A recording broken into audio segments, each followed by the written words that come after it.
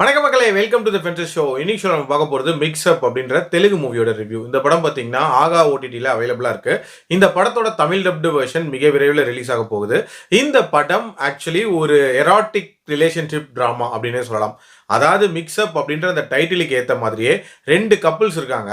அவங்களுக்குள்ள ஏற்படக்கூடிய ஒரு மிக்ஸ்அப்பை மையமாக வச்சு இந்த படத்தை எடுத்திருப்பாங்க. இந்த படத்தோட ஸ்டார்டிங்லேயே பார்த்தீங்கன்னா அந்த ரெண்டு கப்புள்ஸையுமே காட்டியிருப்பாங்க. ஒரு கப்புள் வந்து கமல் அண்ட் அக்ஷரா, இன்னொரு கப்புள் பார்த்தீங்கன்னா ஆதர்ஷ் அண்ட் பூஜா. இவங்க ரெண்டு பேருமே ஒரு கவுன்சிலர் கிட்ட வந்து கவுன்சிலிங்க்கு வந்திருப்பாங்க. இந்த ரெண்டு கப்புள்ஸ்குள்ள இருக்கக்கூடிய காமனான ப்ராப்ளம் அப்படின்றது செக்ஸ் தான். ஆக்சுவலி இந்த சைடு அக்ஷராக்கும் சரி, அந்த சைடு ஆதர்ஷுக்கும் சரி, எக்ஸ்ட்ரீமான செக்ஸ் அப்படின்றது தேவைப்படுது. அதே நேரத்தில் அவங்களோட பார்ட்னரோட ப்ரிஃபரன்சஸ், எமோஷனல் ஃபீலிங் இது எதையுமே கன்சிடர் பண்ணாமல் ஒன்லி செக்ஸ் மட்டும் தான் அவங்க பார்ட்னர் கிட்ட வேணும் அப்படின்னு நினைக்கக்கூடிய ஒரு கேரக்டர்ஸாக இருப்பாங்க. அதே நேரத்தில் அவங்களோட பார்ட்னர்ஸ் இருக்காங்களா, அவங்கள பொறுத்த வரைக்கும் ரிலேஷன்ஷிப்புக்கு அதிகமாக முக்கியத்துவம் கொடுக்கக்கூடிய நபர்களாக இருக்காங்க. ஸோ இப்படி இருக்கக்கூடிய சூழ்நிலையில் ஒரு ஷார்ட் ட்ரிப்புக்கு இந்த ரெண்டு கப்புள்ஸுமே போகிறாங்க, கோவாக்கு போகிறாங்க. போன இடத்துல இவங்களுக்குள்ள அந்த மிக்ஸ்அப் அப்படின்றது எப்படி நடக்குது, கடைசியா வந்து யார் யாரோட சேர்றா, எப்படி முடியுது அப்படின்றது அந்த படத்தோட கதை. பாசிட்டிவ்ஸை பொறுத்த வரைக்கும் எனக்கு இந்த படத்தோட முக்கியமான பாசிட்டிவ் ஆப்படுறது கண்டிப்பா இந்த படத்துல இவங்க சொல்ல வந்த மெசேஜ் தான்.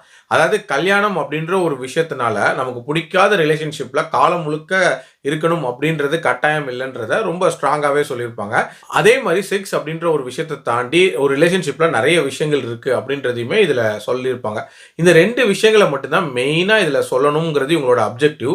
ஆனா இந்த ரெண்டு விஷயங்களையுமே தாண்டி நிறைய விஷயங்களை சொல்றேங்கிற பேர்ல ஒரு மாதிரி ஜவ்வா இழுத்துட்டாங்க அப்படின்னே சொல்லலாம். நடுவுலலாம் ஒரு பர்டிகுலர் போர்ஷன்லாம் பயங்கர போரிங்கா போச்சு அப்படின்னே சொல்லலாம். அதே மாதிரி தேவையில்லாத செக்ஷுவல் கண்டென்ட் அப்படின்றதுமே இந்த படத்துல இருக்க தான் செஞ்சுச்சு. அதாவது தேவைப்படுற இடத்துல அந்த மாதிரியான காட்சிகள் வச்சிருந்தா கூட ஓகே.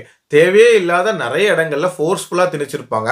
அட்லீஸ்ட் எராட்டிக் ஃபேன்ஸை திருப்திப்படுத்துற மாதிரியான விஷயங்களாவது இருக்கான்னு கேட்டீங்கன்னா அதுவும் ஹாலிவுட் ஸ்டாண்டர்டுக்கு இல்லை அப்படின்னே சொல்லுவேன். அதே மாதிரி இந்த படத்துல நிறைய காட்சிகளை ஸ்டேஜ் பண்ண விதம் அப்படின்றதுமே ரொம்ப ரொம்ப சினிமாட்டிக்கா இருக்கும்.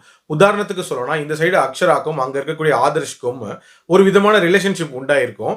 அந்த ரிலேஷன்ஷிப்ல ஒரு விரிசலை கொண்டு வரணும் அப்படின்றதுக்காக சில விஷயங்கள் பண்ணியிருப்பாங்க. அந்த பிரச்சனை அப்படின்றதெல்லாம் எதுக்கு வந்துச்சு அப்படின்றது கூட தெரியல.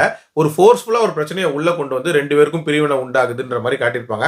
ரொம்ப ரொம்ப செயற்கைத்தனமா இருந்துச்சு. அது மட்டும் இல்லாம ஹீரோவான கமலை வந்து ஹியூமிலியேட் பண்ணக்கூடிய சில காட்சிகள் அப்படின்றதுமே ரொம்ப ரொம்ப ஓவரா இருந்துச்சு.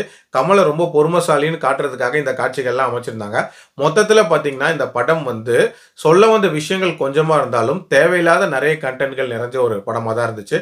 என்னோட ரேட்டிங் இந்த படத்துக்கு 2/5. டைம் இருந்தால் வேணா ட்ரை பண்ணி பாருங்க. அடல்ட் கண்டென்ட் அப்படின்றது இந்த படத்துல இருக்கு. டியூரேஷனை பொறுத்த வரைக்கும் பாத்தீங்கன்னா ஒரு 1.5 மணி நேரத்துல முடிஞ்சிடும் அப்படின்னே சொல்லுவேன். மீண்டும் அடுத்த விமர்சனத்தில் சந்திக்கிறேன். நன்றி, வணக்கம்.